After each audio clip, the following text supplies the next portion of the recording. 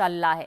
तो परदेशात पळून जाण्याच्या तयारीत होता, पण सीमा ओलांडण्यापूर्वीच पोलिसांनी त्याला जेरबंद केलं। इतके दिवस त्याला कोण वाचवत होतं? कोण आहे निलेशचा आका? असे सवाल आता उपस्थित होत आहेत। अखेर निलेश चव्हाण अटक। नेपाळ सीमेवर ठोकल्या बेड्या। देश सोडण्याचा प्रयत्न फसला। गेले 10 दिवस पुणे आणि पिंपरी चिंचवड पोलीस निलेश चव्हाणचा शोध घेत होते। तो देशाबाहेर पळून जाऊ नये म्हणून पोलिसांनी लुकआउट नोटीस जारी केली होती। त्यामुळे देशभरातील तपास यंत्रणा सतर्क झाल्या। तर इकडे निलेश चव्हाण देश सोडून जाण्याच्या तयारीमध्ये होता, पण त्याचा हा डाव फसलाय। पोलिसांनी त्याला अखेर बेड्या ठोकल्या। पिस्तुलाचा धाक दाखवून कसपटे कुटुंबाला धमकावणारा हाच तो निलेश चव्हाण। पोलिसांनी त्याची ही अवस्था केली आहे। त्या कॉलरला धरून पोलीस घेऊन आले।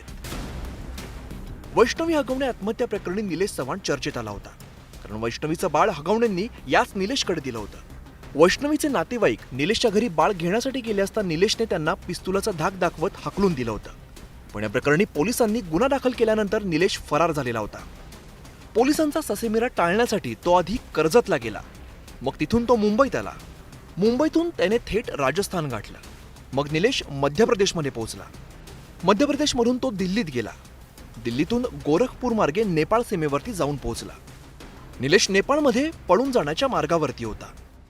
सर्वप्रथम मुंबई कोकण या भागामध्ये गेला, तेथून तो बाय रोड दिल्लीनंतर गोरखपूर आणि दरम्यानच्या कालावधीमध्ये काही वेळ तो नेपाळ काठमांडू या भागामध्ये सुद्धा जाऊन गेल्याची प्राथमिक माहिती मिळून येत आहे। नंतर तो आपल्या बॉर्डरवरती आल्यानंतर आज सकाळपासून आपली टीम त्या ठिकाणी होती, त्यांनी मग त्याला दुपारी ताब्यात घेतलेला आहे।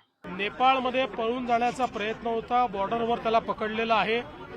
योग्य प्रकारचे इंटेलिजन्स प्राप्त करून आणि हा सगळा ट्रॅप पोलिसांनी तयार केला, त्यामुळे आता त्यालाही ताब्यात घेण्यात आलेला आहे। कोणालाही सोडलं जाणार नाही, कुठल्याही प्रकारची हयगय याच्यात सहन केली जाणार नाही आणि अतिशय कडक अशा प्रकारची शिक्षा झालीच पाहिजे, हा प्रयत्न आमचा असणार आहे।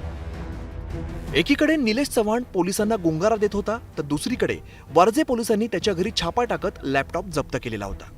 गेल्या 10 दिवसांपासून निलेश चव्हाण फरार होता, पण अखेर त्याला बेड्या ठोकण्यात पोलिसांना यश आलंय।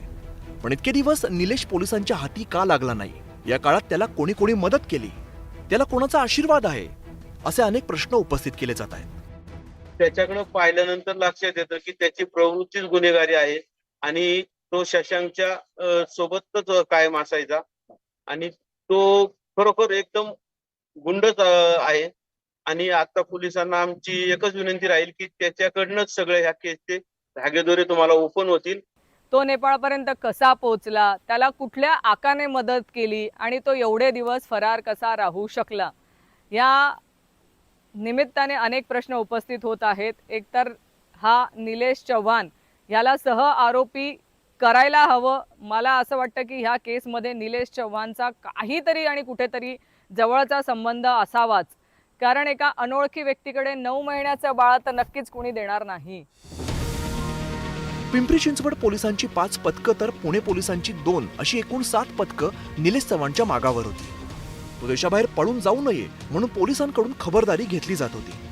निलेशच्या अटकेमुळे वैष्णवी आत्महत्या प्रकरणातील महत्त्वाचे धागेदोरे पोलिसांच्या हाती लागण्याची शक्यता वर्तवली जाते। लक्ष्मण वाकडे, न्यूज 18 लोकमत, पिंपरी चिंचवड।